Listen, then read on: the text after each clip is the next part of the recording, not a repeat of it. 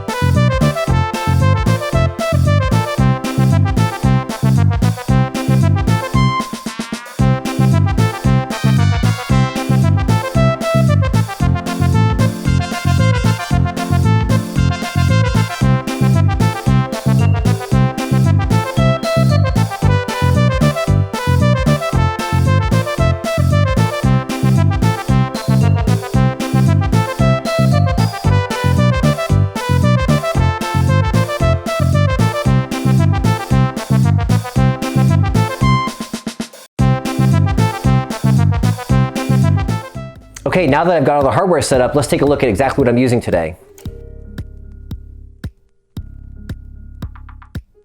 First is my spectroradiometer. That's the Jetty 1511. Extremely accurate meter, not the fastest in the world, which is why I'm gonna make a profile and we're gonna pair that up with the Klein K10, a very, very fast meter. The combination of a spectroradiometer and a fast tristimulus meter means that we're gonna get through this calibration in a pretty quick amount of time. Also, I'm going to use the calibration software for my portrait displays. And then of course my signal generator is going to be a Murideo 6G. You may notice that I had to get a little creative with some boxes to get the tripod up a little bit higher. Very, very common to have to do stuff like this, especially when the TV's up high and the size that this one is. TVs over fireplaces and things like that always make us have to sort of, come up with unique and clever solutions to make everything work. So that's the hardware that we're gonna be using today. One thing I did want to check before I really got started was that the firmware was up to date. The firmware is up to date on the TV. Also, I checked the hours. It's about 80 hours, which is a little early, but this customer, I've dealt with him many times in the past, and he's okay with me coming back in a month or two just to touch it up and make sure that nothing's really changed or colors haven't shifted and things like that within those first couple hundred hours. The other thing I noticed too is this being their flagship TV is you get this really cool, nice, very aluminum heavy feeling LG remote. It's not like the normal Magic Wand remote that we get with our TVs for the most part. So I'm gonna go ahead and get started. The customer did have the TV already in cinema mode because he's been through this before. He already knew to put it in that mode. So we'll take some readings of the cinema mode. We'll calibrate SDR, maybe a day mode and a night mode. It just depends on the room really. And if you look around, there are some windows, but it is controllable. We could always close the windows, and this is a bedroom TV, so it's mostly watch at night. So we may not do a day mode, but we'll check some numbers and see what we're dealing with. Also, we'll go through HDR, and if time permits, we'll check out Dolby Vision as well. So let's take a look at some of the pre-readings. Okay, so I made the meter profile. Everything went smoothly there. Again, the customer already had the TV in cinema mode just from previous knowledge of previous experience with calibration. Just want to give you a quick glance at what that cinema mode looked like for SDR. As you can see, the color gamut is really nice out of the box. Red's a little oversaturated there, and a couple things to tighten up, but not bad. The grayscale though, it is positive green, which is not great. I thought I could see that in white when I first fired up the generator and started looking at some things, but not the end of the world, definitely fixable. The gamma/EOTF is already really nice. And if we look down here at the delta errors, we're already in pretty good shape. So this TV should dial in really well. Again, this is the factory cinema mode. I'm probably gonna end up doing an ISF day, ISF night, just because it is a bedroom. So they're probably gonna watch a lot in the dark, but you know, there may be some times where they do wanna open up the windows and watch during the day. So I'm gonna go ahead and do a day night mode, and I'll check back with you guys when everything's getting close to being done. Okay, I just finished up the day mode. Take a look at some of the results. We knew before that the grayscale was a little green. That shows up in the charts for the before. We knew that there was a couple of colors that probably could have been tightened up a little bit. Now if we look at the after, our errors are super duper low. RGB balance graph is super tight, and the gamma is basically perfect. Then again, there's the color gamut. Red was a little more oversaturated before. It's a lot less oversaturated now. We still have our delta errors under 2 in most cases, which for a day mode being at about 250 nits, you know, that works out pretty well. The color checker turned out really nice. The average error was about 1.3. There was one error right at 3. Not a big deal. Again, this is the day mode. Saturation sweeps also turned out very nice. Average error was right around 1, max error was right around 2.2. You can see everything lines up there really well. A little bit of oversaturated red there at 60, 80, and 100%, but day mode, not a big deal. Now you might be thinking 250 nits, Jason, that's crazy, that's really bright, especially for a big TV, but guys, take a look. You know, I wasn't gonna do a day mode at first, but then I started thinking, you know, what if they have all these windows open? There's some can lights up top. There's a big door over here that goes out into the hallway, so might as well do a day mode while we're here. So it turned out really good. Again, right around 250 nits or so. I'm gonna go ahead and go through the night mode. We'll take a look at it as soon as I'm done. So right now, working on the night mode. You can see Calman's plugging away at the TV, getting the gamma under control, getting the white balance under control. So far, so good. You know, the night modes usually turn out a little bit better, at least in my experience. The TV's not being pushed as hard, so it tends to dial in a little bit better. We're almost done with the grayscale here, and you can see our max error is 1.2, something like that. Average error is a 0.3. I mean, these are crazy good numbers. Right now it's down at about 7%. So we'll let the night mode finish out on the grayscale, and then we'll look at the color gamut, and then we'll move on to HDR. Okay, I just finished up with the night mode. We started off with the cinema mode, which was, again, the factory mode that the customer had the TV in. We knew its shortcomings, had a little bit too much green in the grayscale, things like that. So let's take a look at the post-calibration for the night mode. We have a perfect gamma curve, which is really nice. RGB balance, this is the grayscale. We've got teeny tiny errors, but nothing at all to worry about. In fact, the average error was a 0.4, and that's awesome. Maximum error is under 1, which is basically studio monitor type accuracy in a consumer display. Color space, the average error was a 0.4, max error was a 0.7, extremely tight primary and secondary colors. And I do notice that the night mode did come out a little bit better as far as the accuracy goes. Average error is a 0.6, max error is a 1. So when we look at like the color checker test, which is sort of a torture test for the TV, I mean, all of these little points are just bang on. Very, very good performance. Delta errors are super, super low. So, you know, no surprises here. The night mode came out really nice for SDR. Saturation sweeps look really good. It's a bit tighter than the day mode, especially at 60, 80, and 100% saturation for red. So that's it for the SDR. I'm gonna go ahead and calibrate HDR, and then we'll see how we're doing on time, maybe touch up the Dolby Vision. We'll see what we can do with that. So stand by, we'll do HDR next. All right, we're now reading HDR on the factory picture mode, and on this particular TV, we had it in cinema mode for SDR, but for HDR, it looks to me, just based on some of these numbers, that it's still in standard for HDR, and it sure is. I know that because the white point looked very blue, and that's usually a dead giveaway that it's not in one of the cinema modes or expert modes. But again, you know, sometimes you can see it with your eyes. If not, you look at the graphs and it's extremely obvious. The grayscale is super blue.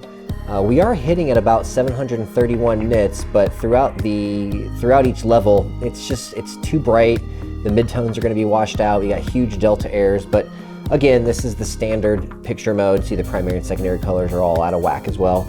So we'll go ahead and run the HDR. We'll most likely calibrate this in cinema mode. That usually gets us the best results for HDR. And I'll be back to show you the results. Okay, just finished up with HDR, and no surprises here in the report. We knew that the before was in standard picture mode for HDR. So the EOTF was just tracking really bad, and too bright in the midtones, big delta errors, and bad grayscale, and just bad color gamut all over the place. But that's a standard factory picture mode. Now take a look at the calibrated mode. I am so impressed, as I continue to be impressed with these TVs. Now this is HDR, mind you, so we have an average error of 0.4, max error of 1.1. The EOTF tracks perfect. It has a nice little roll off there at the top, very small errors. RGB balance is almost perfect. And considering all of this, again, there's a color gamut, awesome. 1.3 on the max, I'm sorry, 1.3 on the average, 3 on the max. Something was causing it to pop up to 3, but again, very good. It's 3 or under is really what we're going for. Color checker came out pretty good. You know, the TV can't quite hit these primary colors for 2020, but it hits them for P3, pretty much no problem. So there's a couple of bigger errors at 100% saturation, especially on the primary colors, but not bad at all. The saturation sweeps for P3, basically perfect. There's a little bit of a greenish red towards the very top, but nothing you would ever see in content. The biggest error again here was right around a 5. Average error was a 1.7. That 5 might be that 100% saturated red, but either way, very good results. So for HDR, this TV is all done. We did a day mode and night mode for SDR. I do have a little bit of extra time, so I'm gonna go ahead and give a stab at Dolby Vision. So stay tuned for that. And by the way, because I know somebody's gonna ask, I'm curious myself at these all the time. We were right at, I wanna say 683 nits or so for our maximum light output calibrated for HDR. In my experience, these TVs are typically around 700, so 684, especially for a 77-inch TV in a dark room, that's some pretty good numbers. So let's take a stab at Dolby Vision and see how that turns out. Okay, all done with Dolby Vision, and just want to take a moment to show you the pre-calibration capture. The RGB balance wasn't that bad, but check out the EOTF. This was in the cinema home mode before calibration. After calibration, you can see how well the EOTF tracks. The maximum error here is a 1.4, the average is a 0.3, so very, very good performance. RGB balance is pretty much bang on. This really looks as accurate as the HDR did. You see the primary and secondary colors there, pretty close. And then of course, the color checker, which is, a little more difficult for a lot of displays. Average error is a 1.4, and the biggest error was a 5, which is most likely going to be the 100% saturated red. But very low delta errors. The saturation sweeps came out great, a tad better than HDR, I would say. But things are looking really, really good here for Dolby Vision. Average error on the saturations is 1.6, maximum error is about a 5.1. Overall delta errors are very low, and Dolby Vision turned out really, really nice on this TV. All right, guys, I just finished up with the 77ZX LG OLED, and I have to say, extremely impressed. These TVs always impress us, but this one in particular, I mean, the numbers were just great. You guys saw on the charts and whatnot. We're about 700 nits calibrated, like 679, somewhere right around there. Perfect EOTF tracking, perfect color gamut for the most part. I mean, there was one little blip of red that was a little bit outside of tolerance, but other than that, guys, it was fantastic. I talked to the clients already. He and his wife are super floored. They love it. And again, I wouldn't expect much less out of this TV. So as I teased at the beginning of the video, I did talk about some native HDR 8K content. Of course, I have to say this all the time, and you guys probably hear this on a lot of other videos, but the camera just doesn't do it any justice. But we'll at least give it a shot. I'll flip around here. We'll see if you guys can kind of sort of tell how good this is. The 8K HDR content comes from our friend Florian. He does a lot of this 8K stuff. This is from the International Space Station. Just really unbelievable footage. I mean, you can get up very, very close to the screen and, read different things on some of these hoses and some of the buttons, and it's just really, really, really good stuff. So anyway, guys, thank you so much for watching the video. Thanks for going on this journey with me. Like I said, this is the first time I've seen one of these TVs out in the wild. I was super impressed by it. It was really fun to work on. Everything dialed in the way it was supposed to. It didn't take a ton of time. But again, very happy with it. So thank you guys so much for watching. Go ahead and check out some of our other calibration videos and some of the other videos that we have on our YouTube channel. Lots of great stuff there on not only calibration, but also troubleshooting and all kinds of really cool things. So if you guys are interested in this stuff, please, please, please check it out. We'll see you on the next one. Thanks.